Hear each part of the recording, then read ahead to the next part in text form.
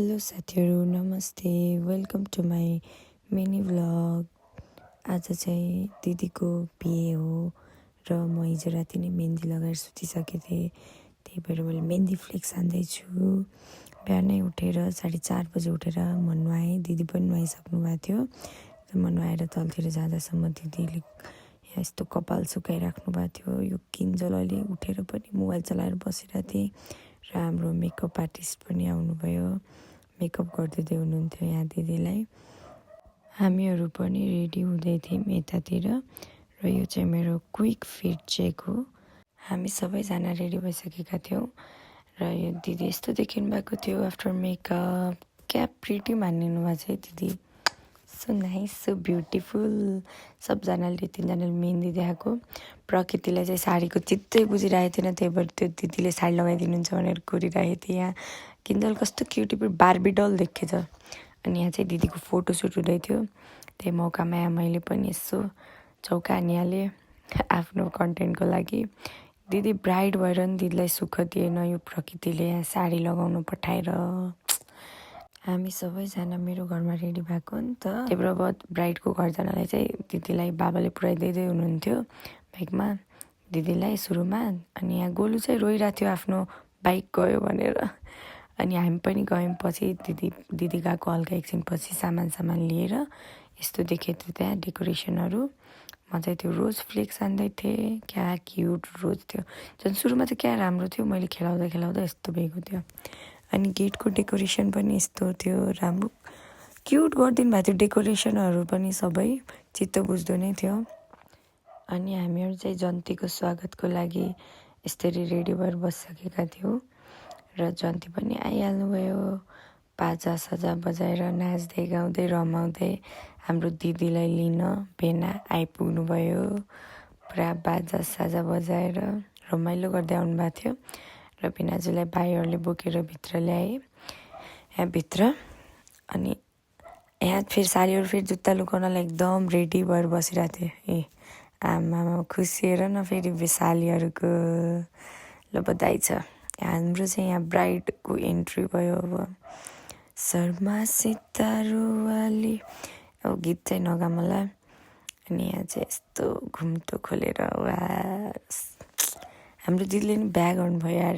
हेर्दा यस्तो माला लगाउँदै यति बेला चाहिँ दिदी यस्तो डराउनु भएको थियो। मलाई तल झराल्थ्यो भन्दै हुनुहुन्थ्यो दिदीले। यहाँभन्दा नि माथि लग्ने भनेको हामीले त दिदी डराएर हो कि नलगेको। अनि यहाँ चाहिँ यस्तो औँठी साटासाट गर्नुभयो। यसपछि पनि कति धेरै भिडियोहरू मैले मिस गरेँ कि बनाउन, किनकि काममा यति व्यस्त भएँ नि।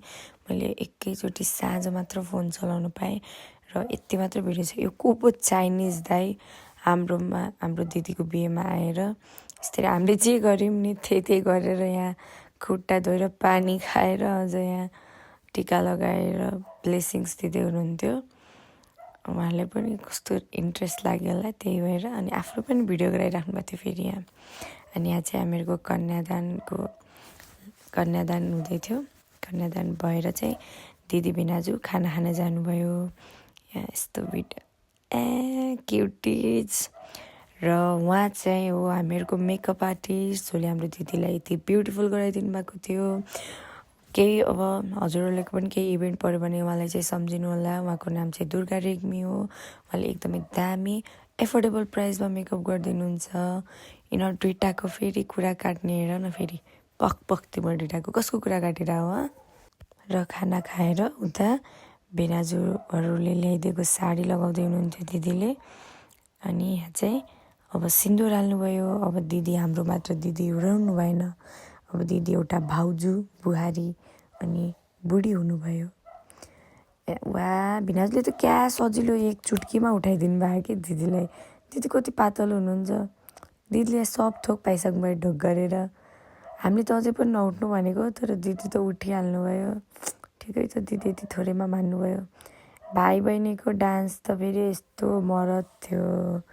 बापे भाइ बहिनीकै छ दिन। यहाँ चाहिँ सम्झिलो हुँदै थियो।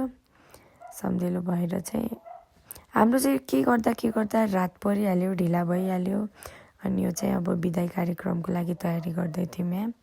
बाहिर चिसो भएको हुनाले यहाँ भित्र ल्याएर चाहिँ दिदी भिनाजुलाई केही तातो चिज खान दिँदै थियौँ हामीहरूले। सबभन्दा हार्डेस्ट मोमेन्ट, आफू जन्मेको घर, आफूलाई जन्म दिने आमा बुबा छोडेर जानुपर्दा चाहिँ कसलाई नराम्रो लाग्दैन र वी मिस यु दिदी। यहाँ चाहिँ दिदी भिनाजुलाई गाडीको वरिपरि घुमाउँदै हुनुहुन्थ्यो। रातिको 12:30 बजिसकेको थियो साथीहरू, यहाँ जन्ती जन्ती फर्किने बेलासम्म। दिदीलाई सधैँ खुसी राख्नु होला भिनाजु, बी ह्याप्पी दिदी, we miss you, we love you. मेरो यहाँ चिचाउँदा घाँटी सुकिसकेको थियो। यो भ्लग खास छिटो नै आउँथ्यो होला, तर मेरो आवाजै नआएर यो भ्लग ढिलो आएको हो। अनि हामीहरूले दिदीहरूलाई बाई बाई भनेर हामी पनि आफ्नो घरतिर जान लाग्यौँ। राति 12:30 बजेको थियो साथीहरू जाने बेलामा। मम्मी बाबा म घर जाँदै थियौँ। हामीहरू चाहिँ गफ गर्दै हिँडिरहेको थियौँ र आजको मेरो भ्लग यतिमै सकिन्छ। Thank you for watching guys, love you.